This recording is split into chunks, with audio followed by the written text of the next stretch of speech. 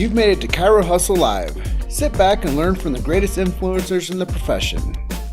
This episode is brought to you by Clothes for Chiro, Chiro Sushi, Barbara Eaton's 56-day chiropractic boot camp, California Jam, Move Well University, the Black Diamond Club, Pure Chiro Notes, the Chiro Dex app, Dr. Alok Trivedi, Chiro Spark, Chirogram, Chiropractic Wealth Management, 8 Weeks to Wellness, Integrative Freedom, and Element Mattresses.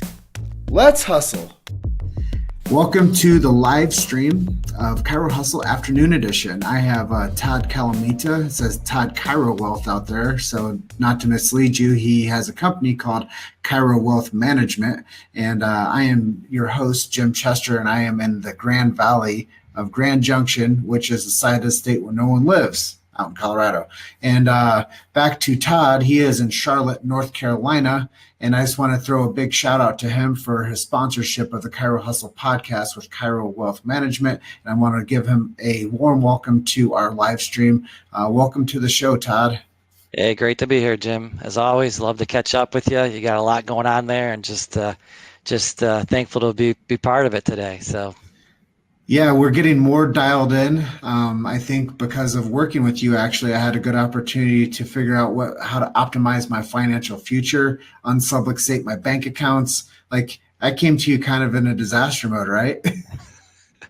Well, those are your words. I mean, everybody comes a little bit differently, but it's kind of like putting a puzzle together. I mean, you got to look at everything out there and get things back in order. And I think that's what we did for you. So, we can bring some financial peace to your life, and that's what we like to do with chiropractors. Well, it gave me a chance to figure out how to turn some corners and turn them quickly, and you gave me good advice on all levels. So I just really appreciate what you've you reached your hand out to me to help me. So thank you for all those opportunities as well. I guess the next thing is why chiropractic? I like to ask people that all the time. Why chiropractic? Why did you choose the chiropractors to help unsubluxate their financial futures? Yeah, chiropractic is something that I've been exposed to on and off throughout my life. More recently, I guess it really impacted my wife and I when she was pregnant with our with our second son. She woke up one morning and she had this really just excruciating pain, and she has a pretty high pain tolerance. So when she said she had pain in her back side, I thought, oh boy, she couldn't even get out of bed. Hurt when she went to breathe. And so we called our midwife, and she said, call Dr. Nicole. She was the chiropractor we were seeing at the time. And she got us right in. We went to see her, and she kind of looked at her, I don't know, it seemed like a matter of 20 seconds. She said, I think I know what it is. I'm going to be able to, I think I can fix it. It'll be a little painful.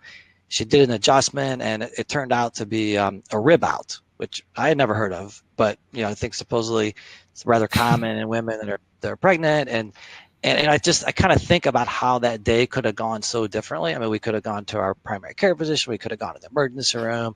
I mean, all those would have entailed the things that we wouldn't want to expose her to, maybe some x-rays, maybe some type of drugs or something. And and that's really what appeals to me about the chiropractic community and lifestyle. It's just very non-invasive. I think they're the solution to really this opioid crisis we have out there going on. I mean, starting to get a little bit more attention now. Unnecessary surgeries, the high medical costs, and so I love what chiropractors do. I also saw that there weren't, at least from my research, I didn't see a lot of financial advice really going to that community. I saw a lot of them struggling, a lot that just really weren't optimizing their finances. And they're there helping people day in and day out with their health, I really wanted to help them with the financial health side of it, because if that's not in place, we were talking about this earlier, I mean, that impacts every area of your life. So it was just a great opportunity to help people that I really believed in and was passionate about. So that's really why I wanted to start working with chiropractors. Yeah, and it just kind of makes a healthy marketplace for you too when you get to give to people that give. And I think that that's something that most people, I heard this one analogy once is like, hey, people in the corporate world would take jobs working at Whole Foods because they find that that job is more fulfilling personally to them than sitting behind a desk for 8 hours a day. And I think the same could be said for we're willing to work with industries that we appreciate a lot more than industries that we don't appreciate. So I see that there's a huge like symbiosis with getting trapped in a certain paradigm. And then there's also the symbiosis of getting able to work with a subset group of people that we actually believe in helping. Yeah, I know. I mean, that's interesting you say that. I don't want to knock like any other professions, but the kind of another medical community I was considering kind of going and helping out from a broad perspective were dentists. And I mean, I like my I don't have anything against dentists, but I was just more passionate and just really believe more in what chiropractors did. So it's the same thing. I think the whole food example is a really good one. It's really good. So, is it okay if I give the opportunity for anybody that's watching live to put a question in? Maybe we can give them some clarity on if they have any questions along this live feed too. Oh yeah, let's try it. Yeah, that's great. Let's see what they love to Cool. get questions. Yeah, if you guys have any questions, put those into the comments and we'll address them as we go through this conversation of what chiro wealth management is and how Todd helps the chiropractic industry. And I guess the next question that I would have for you is, what does it look like typically when a chiropractor comes to you on the first engagement with, just the scenario? Yeah, let me give you an example. A recent one. This was 2 or 3 weeks back. Chiropractor reached out to me via email. We set up a time to talk, and we talked briefly on the phone, and it was interesting. I said, well, why'd you reach out to me? And he said, my wife told me to. So it was like his wife behind the scenes was saying, look, we need to do something with our finances. They're just they're not right. And so we talked on the phone, and then both the wife and husband came up, and they both happen to be chiropractors in the same practice. And they said, look, practice is going well. Like we're doing between 400,000 and 500,000 a year. It was the two of them, and then they had a chiropractic assistant, and then a few part-time people. They were also kind of in the process of implementing kind of a health holistic health part of their practice as well. So they were doing really well. And they just said, look, we don't have any money at the end of the day. I mean, like they were very like genuine. They just said, we're doing well. We don't know what else to do. We don't know where our money's going. And, so that was why they came to us, and they had taken the responsible step. I think it was a year or two earlier where they'd actually sold their house that was too big for them. And when I say too big, I mean it was financially too much that they bit off earlier on. And sometimes that's how it gets. You think, okay, things are going really well. We're going to get this big house, this nice neighborhood, this nice car. And I don't see this very often, that they actually came to me before they sold the house, because, there's been situations where I just say, look, I know this is tough, but you need to sell your house. And they were living in an apartment. So they were doing the right things, and it was just a matter of putting some things in order for them. So that was, I mean, that's just a classic example. Yeah, I think it's really interesting how people will, get to that like boiling point to say, hey, I need somebody to take a look at this concern of mine when it comes to any aspect of our life. Like most people won't go to see the damn dentist, like you made an analogy earlier, until they have a throbbing tooth. Like, most people won't go and ask for help for anything until they come to like a critical point of like, I need to go get somebody to sort this out for me. Yeah. Yeah, that's exactly right. And, in their case, I mean, one issue they had was, he said, look, we just miscalculated our taxes. He said, I'm embarrassed to say it, but we owe taxes, and we don't have the money to pay it because we didn't plan for it properly throughout the year. And they kind of had a family member involved that was doing their taxes, and and there's a couple different ways to do your taxes. I mean, one is from more as an historian, and that's the way a lot of accountants are is you give them everything in January and they go and they compile it, right? And that's kind of a necessary. But really, if you want to be business smart and cash flow smart, you want to be planning throughout the year. And this is an extreme example where this is what happened. There wasn't enough left over. Now they're going to have to pay penalties. They may have to get a loan, kind of a loan from the government to pay this off over time. And needless to say, if they couldn't even pay their taxes, they certainly weren't paying themselves, and they didn't have an understanding of what their cash flow and budget looked like. So that's where we really had to come in and say, look, we need to break this down. We need to really look at what your business is generating. We need to understand the pieces of your business and what's profitable.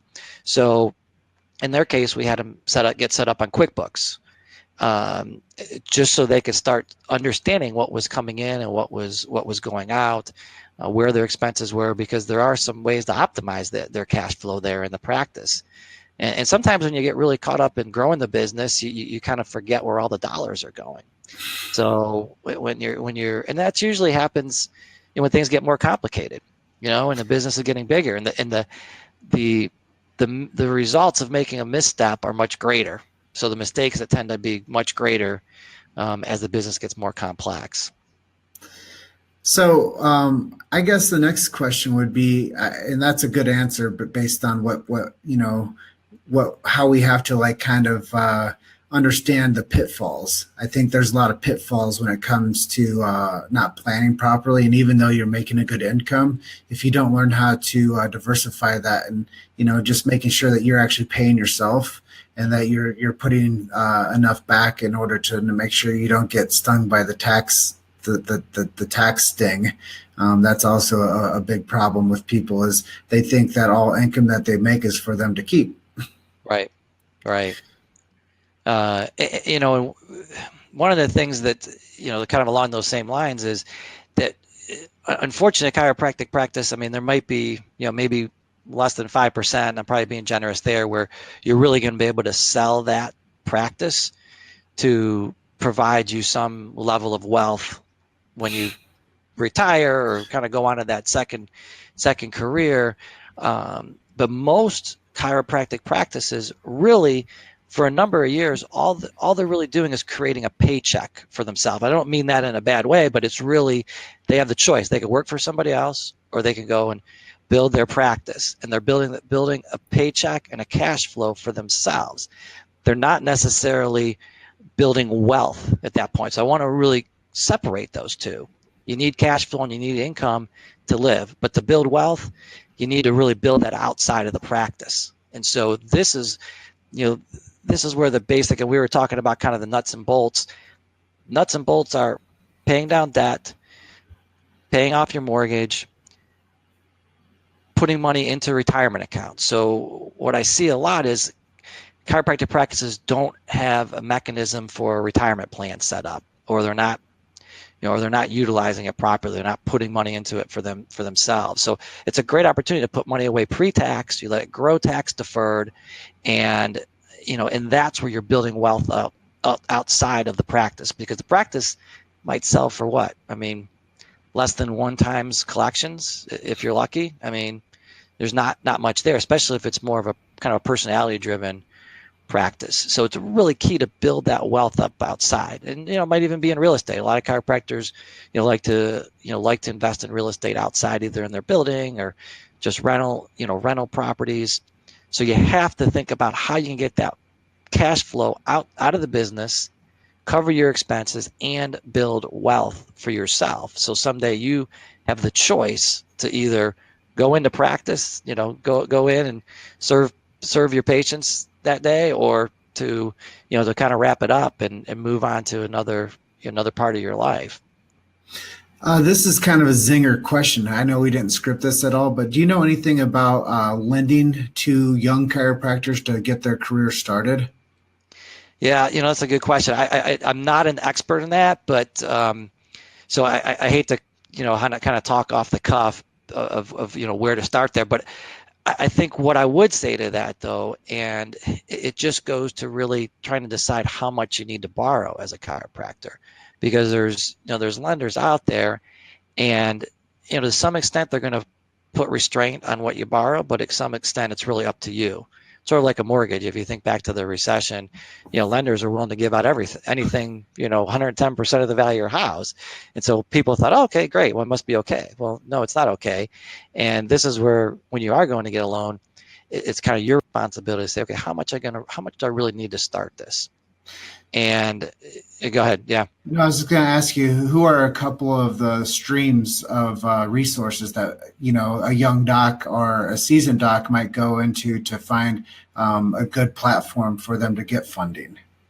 Yeah, I think a good place, like we have a relationship here with a local regional community bank, and their focus is, they have us focused specifically working with medical practices. So I think you want to look one locally, because a lot of local community banks like to lend to businesses like chiropractors that are in the community, and they could see, and they could see their offices, they see what they're doing. Have you ever seen situations where it's challenging for people to get lending for the upstart of a chiropractic small business? Sure. Yeah. I mean, a lot of it comes down, a lot of it in some cases is you see a lot of parents having to sign for, co-sign on those, because it is tough, because there's, most chiropractors are coming out of school with a lot of debt. So they've got that kind of working against them, especially if they're starting up on their own. It's even more challenging. If there is an established practice in place, that could be a little bit easier, because there are revenue collections there that a bank can lend off of. And typically they're going to look at the last 2 or 3 years of collections in a practice. So this goes to really a good kind of a win-win for when a chiropractor is selling and they're looking to bring in potentially, a buyer to take it over. If you have that associate relationship set up where the associate comes in, for 2 or 3 years and is really in the practice, that's going to make it easier to get the loan, because they're already embedded in the practice. I mean, sometimes there's challenges between the chiropractor and the associate, but this is where you really have to have something concrete drawn up for both of your parts, because there's so many associates out there that work for practically nothing, and then the chiropractor for some reason says, okay, well, I'm not going to sell it to you. And so, the associate's really left in a bad position. But if the chiropractor's smart about it, they're going to maximize the value of their practice and what they can sell it for. They should try to get somebody in there that can continue to run the practice and not let it dip, because what a lot of chiropractors do is, as they get closer to those kind of retirement years, they tend to dip off a little bit. Their collections dip, and it just becomes less valuable of a practice. You've made it to Chiro Hustle Live. Sit back and learn from the greatest influencers in the profession. This episode is brought to you by Clothes for Chiro, Chiro Sushi, Barbara Eaton's 56-day chiropractic boot camp, California Jam, MoveWell University, the Black Diamond Club, Pure Chiro Notes, the Chiro Dex app, Dr. Alok Trivedi, Chiro Spark, Chirogram, Chiropractic Wealth Management, 8 Weeks to Wellness, Integrative Freedom, and Element Mattresses. Let's hustle. So we did have a question here from Tim McFadden. He says, "Hey Todd, do you talk to a lot of students? It seems like taking your message to the chiropractic schools would be a great thing." Yeah, we really haven't done much of that. I think it is, I think that is great, because the chiropractors, that's really the best place to get them, is right out of school, because there's so many missteps you can make right when you're coming out.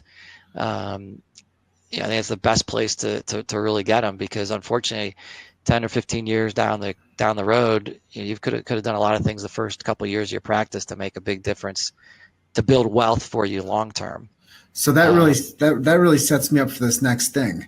So what I was looking to ask you is, do you think that the chiropractic students should view themselves as upstarts and as like an upstart, business as soon as they're like in school? I think the mental, the plateau in the brain of people thinks that they're going to school, but they don't look at themselves as an immediate upstart.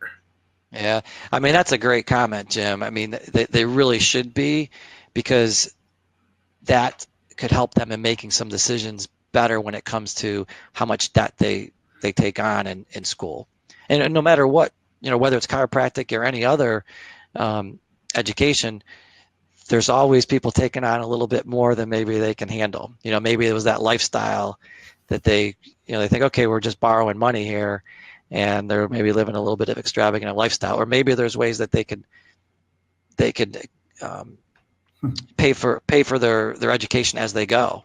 As an example of myself, I paid my way through college, and I was a resident assistant my entire, I guess, 4 years in college, and practically came out with no debt because of that. Now, chiropractic school is a little bit different, I understand, but just as an example, there's ways where you can pay for your education along the way.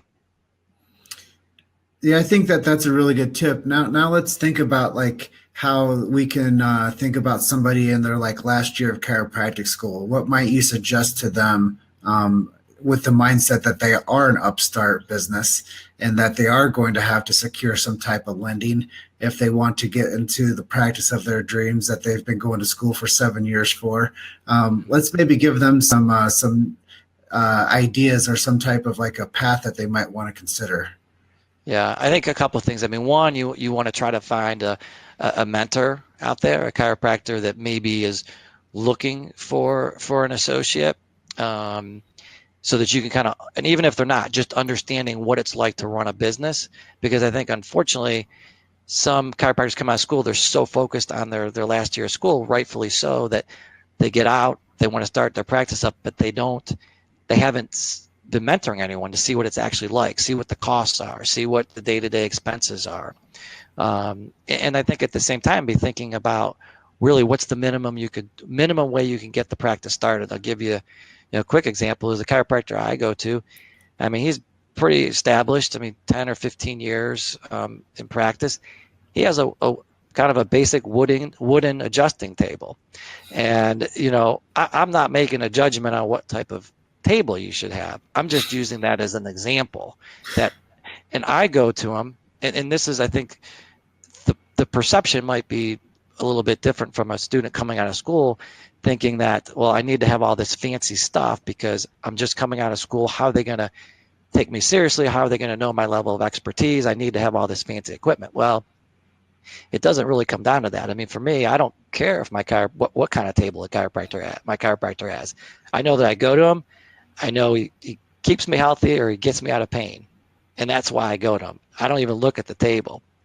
I mean, I just happen to take note of it, obviously, because it's kind of rare that, you see that. But he was very smart with his money is the point, because how many adjustments do you have to do to pay for a table that's 4 or 5 times as expensive, right? Mm-hmm. And it's all about that cash flow. So that's where the chiropractor wants to be thinking about is until I'm in positive cash flow, I'm not really making any money, and that's the name of the game.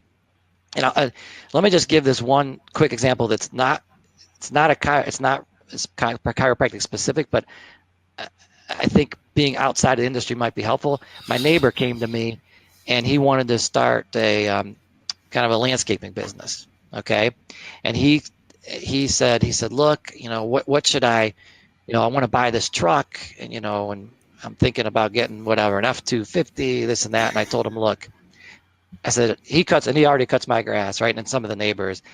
I said, look, you don't need a $40,000 truck to cut the yard. I said, but spend 5 or 10,000 tops, right?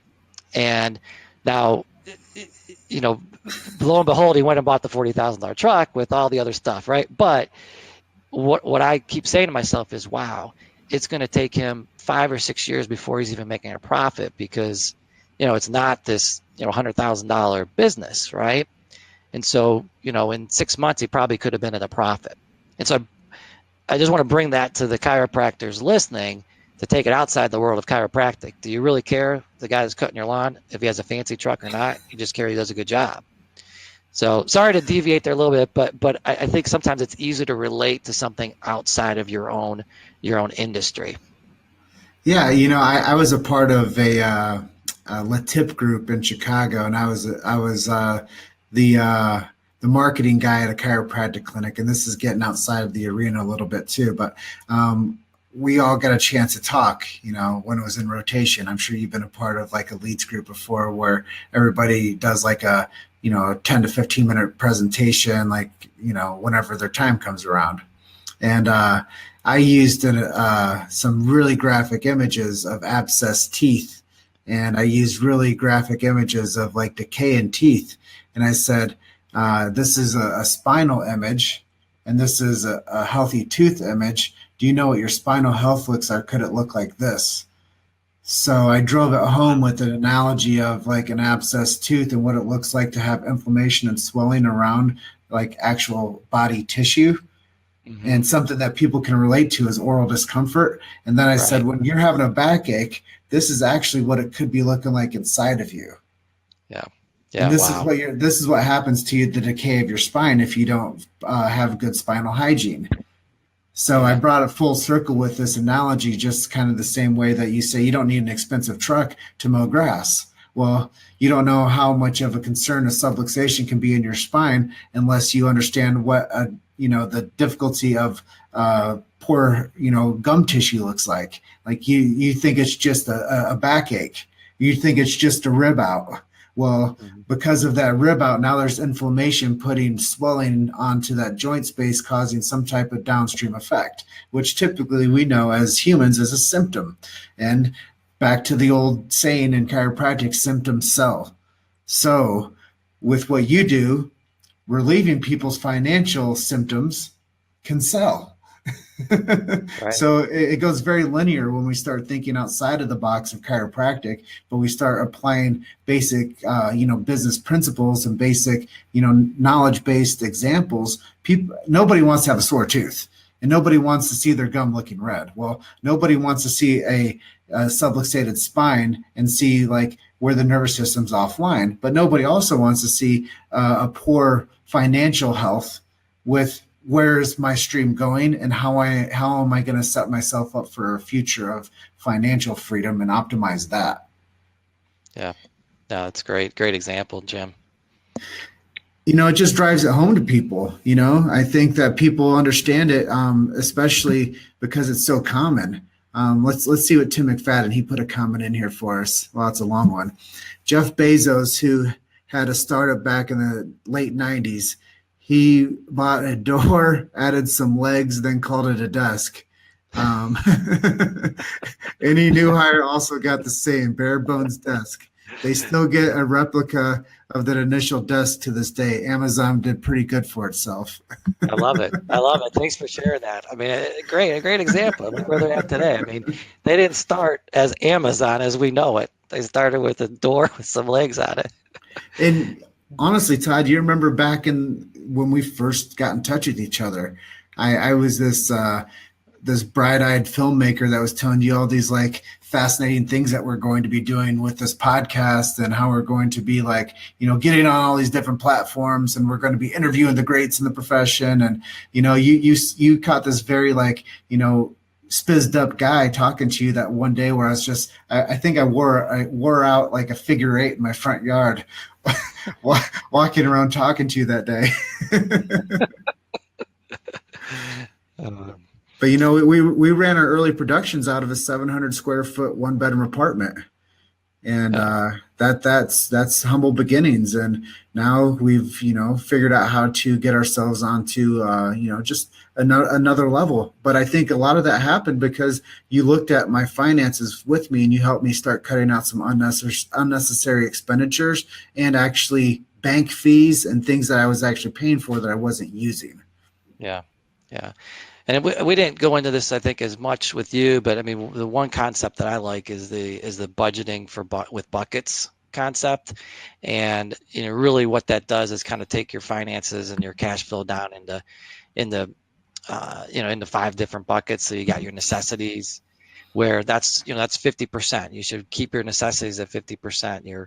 Your house payment, your car payment, your utilities, all that should be at 50%.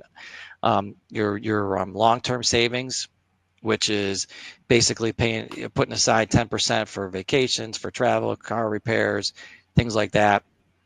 Your retirement bucket, 10% to that, 10% to your fun bucket. Have some fun if you're keeping a strict, kind of strict budget in a sense, or spending plan. And then you want to put some away for education and for charity as well. Another 10% for each of those. Now for chiropractors, you might need a little bit more initially for education as far as paying for your student loans, but that's where the 50% necessities bucket needs to come down. So sometimes you need to make tough choices, and I'm speaking to, the chiropractors come right out of school, and I'm speaking to chiropractors who've been in practice for 15 or 20 years. I mean, this concept still holds true. So if you're spending over 50% on your necessities, you should really reevaluate, because something else is getting left out. Well, here's a really cool thing that you just mentioned is, and this could be a good close for us too. Do you help people with student loan management? Yeah, we don't directly, but we do have some resources of folks that do help with student loan management. It's a really specialized specialized area. So we don't focus on that, but we have a few people that we really we can go to if chiropractor needs help. Well, and see, that's one of the things I wanted to get, was that moment of you to admit that, hey, I might not be the best at this, but I'm definitely well connected. So I think that comes with a strong play, that, you might not be the expert in this arena, but as you advance with, your career and you get more in tune with where your lane is, and you stay in it, you find people that can support you from around you that are experts in different types of, financial world, maybe it's investing world, but now you have a few buckets to pick from of people that can support what you can provide to your clients as well. Right. And that's some of the things that's what we like to do for chiropractors, to help coordinate those things for them.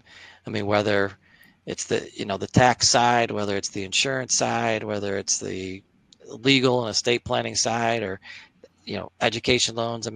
Because really you have all these things going through the chiropractor, and there's a chiropractor. The chiropractor is kind of filtering these things, but you really need people talking, financial experts talking to each other, wealth management folks talking to each other. So that's one of the things that we like to help chiropractors, help coordinate all that for them and just take that burden off their plate. Because honestly, just in the survey that we did, 50% said that they weren't financially organized because they had a lack of time. 38% said simply because of a lack of knowledge. So I'm going to give a good analogy here to close out. So, when there's like a football team, there's usually 4 positions that win the game. There's, people like to say defense wins championships, but there's 4 people that set the plays. There's an offensive coordinator, there's a defensive coordinator, there's the head coach, and there's the quarterback. Which one of them are you? Yeah, we're that's a good one. Yeah, we're really the head coach. We're looking at the whole platform. So you need to have a good quarterback, and sometimes we might play that role, but we also help to coordinate experts that the chiropractor already has in place. So yeah, you help run both sides of the field. Right, exactly. Yeah. If you want, you look at it, if you think of it from an income versus an expense, offense, defense, you kind of need both. And so we're there coordinating all those, because they all funnel into maximizing your wealth and building wealth for you. And that's really what we're all about, is helping chiropractors maximize their wealth. And there's going to be different ways to do it. Sometimes it's the offensive, sometimes it's the defensive. And something that I've found in chiropractic is everybody's worried about more new patients. Well, we need to be worried about how much we can make more new money, and how we can utilize that more new money better with the more new patients that you get. So you don't have a side door where you continuously lose money and you're hemorrhaging money from areas that you don't even know that you can actually like tie down and make easier access to, like, knowing that you're not losing money on just the different courses of financial commitments that you make. And I think Right. that's one of the things is we get so many like emails and passwords, and like I have a whole freaking book over here somewhere that's just, don't come to my house and take this, anybody, but I have this whole book here that's like full of like information, because I have like A through Z. Like, I don't know, I can't even tell you how many things I log into, and everything's password encrypted. So just think about the different, expenditures that people have based on all the passwords that they own. Like, there's so many things that we have passwords for things that we become a member of. We use it to purchase things through, whether it's an eBay account, whether it's a PayPal account, whether it's your 25 email accounts that you have. Like, we're constantly either earning money from it or we're paying money to have it earn us money. So there's all these other adjunct things that we get ourselves tossed up into that we don't even know where most of our money's going. Right. Exactly. I mean, if you don't know what's coming in and going out, it's hard to create optimal financial health. Well, I think we had a really good chat today, Todd. Is there anything I didn't ask you that you would like to share with our audience? No, I just thank you for having me on. Again, really grateful for being part of your community and the partnership that we have. So thanks, Jim. Thanks for all your your viewers today. So really enjoyed it. And I'm going to flash your website up here one more time. If anybody wants to come and check you out, they can come to chirowealthmanagement.com. And I just want to send a thank you out to you, and thank you for all the viewers today. If you guys are watching this on replay and you do have questions for Todd Calamita, go ahead and put those into the comment section there, and we will get to those and make sure that we don't leave any of you guys without a good answer. So, Todd, I really appreciate your time and energy and sharing your knowledge with the Chiro Hustle podcast movement. And I'm just going to say thank you once more and have a fun day, man. You too. Thank you, Jim. All right, we'll see you. Thank you for listening to Chiro Hustle Live. Don't forget to subscribe and check back next week to continue hustling.